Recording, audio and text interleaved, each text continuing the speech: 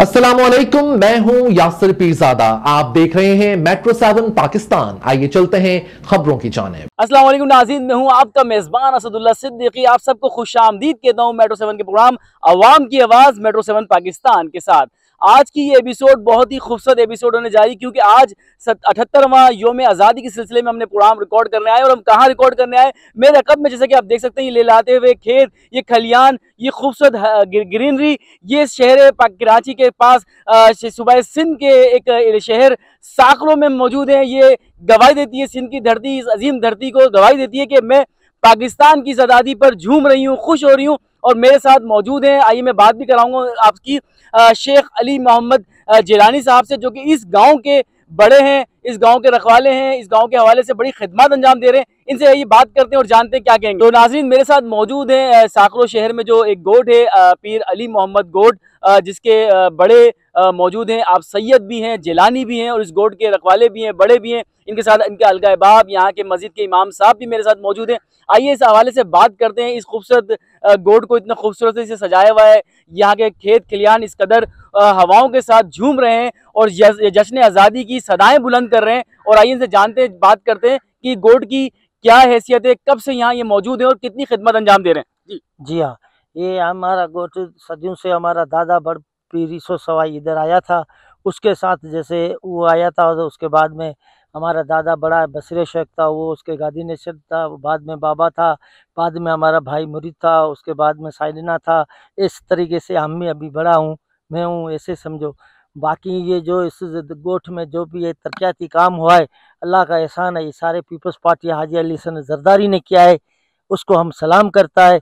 पाकिस्तान जिंदाबाद। मगर हाजी अली हसन जरदारी साहब को भी सलामत, जिसने ये रोडे रास्ते सब उसने ही बना के दिया है। इस जो भी आप काम देख रहा है, उसकी मेहरबानी हमारे ऊपर है। हाजी अली हसन जरदारी। अच्छा पीर साहब, मैं ये जानना चाहूँगा आपसे कि ये खलियान, ये खेत लहराते हुए ये सदाएं बुलंद कर रहे हैं, यकीनन ये किसान की मोहब्बत का एक अलम बुलंद कर रहे हैं, और ये बता रहे हैं कि हम आज यहाँ लहरा रहे हैं, ये खूबसूरती।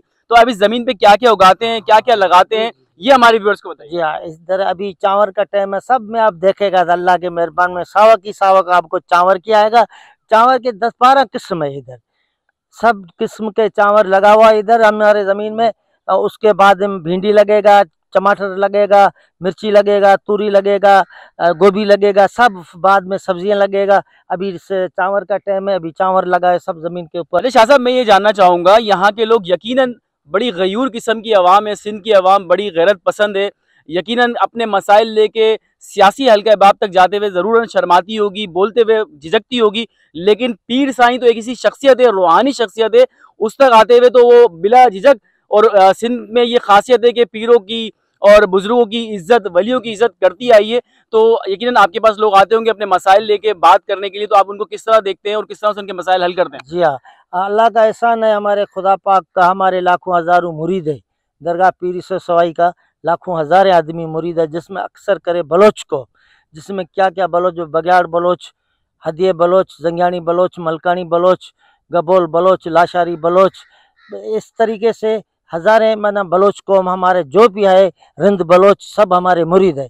इस तरीके से जो हमारा अल्लाह का एहसान है, इधर कोई भी काम कार पर जैसे भी गवर्नमेंट जो भी आता है, हमारा बोलने से ही हमारा काम हो जाता है, हमारे मुरीदों का भी काम हो जाता है। तो अभी द पीपल्स पार्टी का दौर जिस तरीके से चल रहा है, 10-15 साल 18 साल से, तो हमने देखा है हर गांव को रोड मिला है, रास्ता मिला है, उसके बगैर लाइट मिला है, जो भी जिसका काम है वो तो सबका। अच्छा, तो नाज़रीन, मैं अब जो सवाल करने जा रहा हूँ, वो मेरा वैसे तो आखिरी सवाल है इस प्रोग्राम का, लेकिन बड़ा तल्ख हकीकत रखता है कि सिंध में अक्सर ये देखा गया कि बच्चों को तालीम से काफ़ी महरूम किया गया। जो स्कूल हैं उधर गायें भैंसें बंधी हुई हैं, उधर के मंजर जो हैं वो एक जो तबेले का मंजर पेश करते हैं। उस हवाले से आप क्या कहना चाहेंगे? तालीम कहाँ चली गई है? हमने जो जब तक देखा है तो बेहतरीन अच्छी तालीम चल रहा है, मगर जो भी जो बच्चे का जो वालिद है उसका वो तो उस पर तवज्जो दे, बच्चे स्कूल पर भेजे। मगर अभी अब देख रहा है, आप मेरे साथ चल सकता है, देख सकता है, तो बड़े बड़े 3-3 मंजिल स्कूल बड़े बड़े बन रहा है, बना के दे रहा है गवर्नमेंट। मगर हमारा काम है, हमारे इधर जो भी बच्चों का बाप का काम है सबका, तो वो अपने बच्चों को पूरे तरह स्कूल के टाइम में भेजे, पढ़ाने की कोशिश करे, अवाम का काम है। तो नाज़रीन, अभी हम मौजूद थे मीरपुर साकरों के गोट पीर सैयद अली मोहम्मद जिलानी, जो कि मेरे साथ खुद भी मौजूद थे और उनसे गुफ्तगू चल रही थी इसी गोट के हवाले से। और हमने यहाँ पर तालीम के हवाले से ही बात करी, इस गोट के हवाले से ही बात करी और यकीनन यहाँ के अवामुन्नास के मसाइल के हवाले से बात करी।